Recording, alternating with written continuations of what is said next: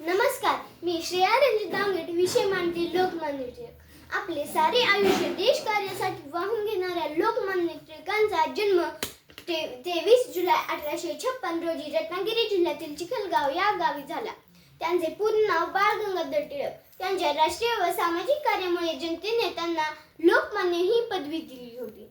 त्यांच्या आईचे नाव पार्वतीबाई तर वडील गंगाधर पंत हे संस्कृत पंडित व गणित तज्ञ होते. त्यामुळे टिळकांनीही गणित आणि संस्कृत या विषयामध्ये प्रभुत्व मिळविले. आपला देश संपन्न संस्कृतीत महान असून इंग्रजांच्या गुलामगिरीत का? आपला समाज मागे का? असे टिळकांना प्रश्न पडून लोकजागृती करण्यासाठी त्यांनी आपले आयुष्य खर्च करण्याचा निश्चय केला.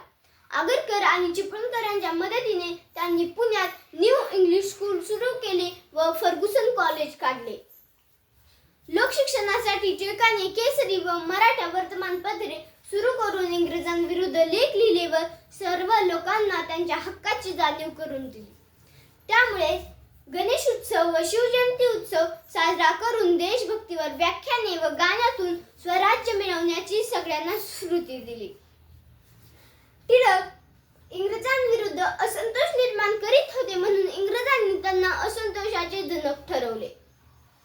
19व्या शतकाच्या अखेरीस प्लेग व दुष्काळात सापडलेल्या जनतेला टिळकांनी गावोगावी जाऊन धीर दिला, मदत केली. त्यावेळी सरकारी अधिकाऱ्यांच्या अत्याचाराचा धिक्कार केला. स्वातंत्र्य लढ्याला सूत्रबद्धता यावी म्हणून स्वराज्य, स्वदेशी, बहिष्कार आणि राष्ट्रीय शिक्षण असा चौपदरी कार्यक्रम आखला. परदेशी माळाच्या होळ्या पेटल्या. सगळीकडे असंतोषाचा बोंब उसळला.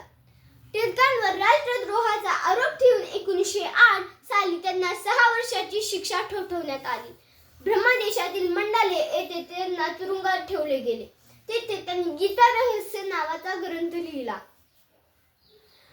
तेथील सुटकेनंतर त्यांनी ॲनी बेझंट यांच्याबरोबर होम रूल चळवळ सुरू केली.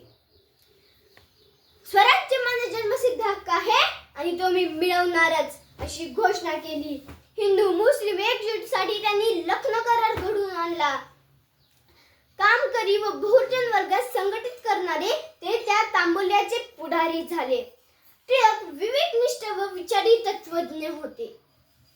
अशा प्रकारे लोकसेवेचे व स्वातंत्र्य लढ्याचे व्रत आयुष्यभर चालविणाऱ्या पहाड्यासारख्या टिळकांचे 1 ऑगस्ट 1920 रोजी मुंबईत निधन झाले. धन्यवाद.